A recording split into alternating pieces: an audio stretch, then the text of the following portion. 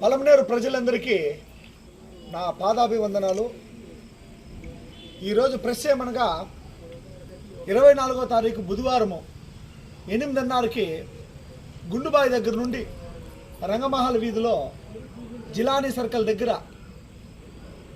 అక్కడ నుండి petrol bunk టమాటా market నుండి మన సరస్వతి కేఫ్ అట్లే పద్మశ్రీ దగ్గర వరకు వచ్చి అట్లే ఆర్డీఓ ఆఫీస్కి నామినేషన్ కార్యక్రమం ముగించాలని చెప్పని ఈరోజు ప్రెస్ మీట్ పెట్టి తెలిసినాం.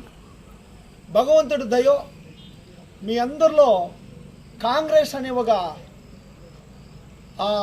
ప్రాణంతో బతుకుండింది.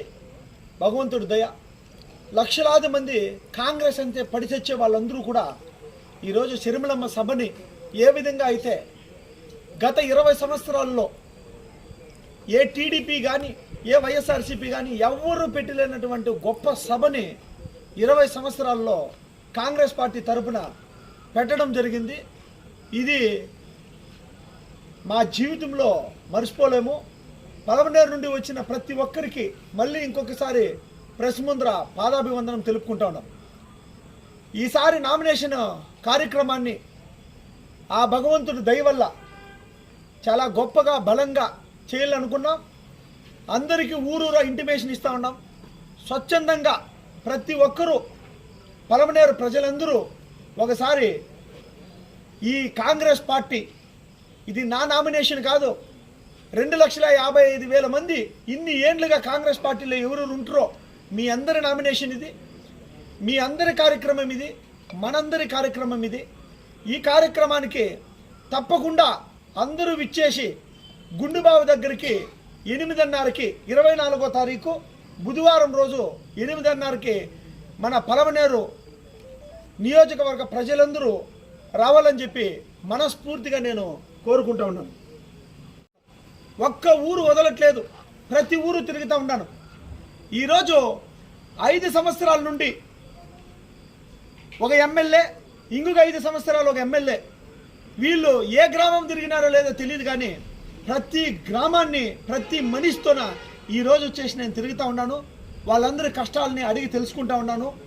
ఆ కష్టాలన్నీ ఏమి అంటే, ఓన్లీ నీళ్ళు లేవు, డ్రైనేజీ లేదు, నాకు రోడ్లు లేవు, మాకు మరుగుదొడ్లు లేవు, మాకు కనీస సౌకర్యాలు లేవు బాబు అని చెప్పని అందరూ కొట్టుకునే వైనం జరుగుతూ ఉంది.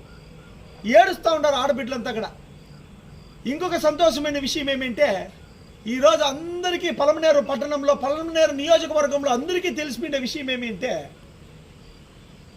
ఎప్పుడో 7 ఏళ్ళ ముందర సామాజికంగా చేసిన సాంగ్స్ అన్నీ కూడా ఈరోజు ప్రచారంలో నేను పోతా ఉంటే, అన్నా నువ్వు నాకు తెలుసు, అప్పుడు తీసిన ఆ సాంగ్లంతా మాకు తెలుసు.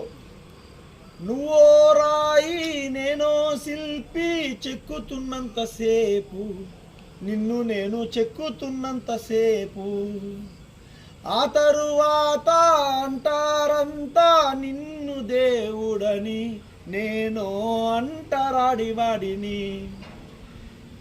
అద్భుతమైన ఈ సాంగ్ నువ్వు యాక్ట్ చేసినావా, దాంట్లో నువ్వు జీవించినావా, ఈ బీవీఎం అనేది మీ సంస్థ అని చెప్పి ఈరోజు మా అందరి ముందర పలమనేరులో కానీ, పంజానీలో కానీ, బైరెట్లపల్లిలో కానీ, వీకోటలో కానీ యావత్ ప్రపంచానికి ఈ సాంగ్లన్నీ తెలుసు.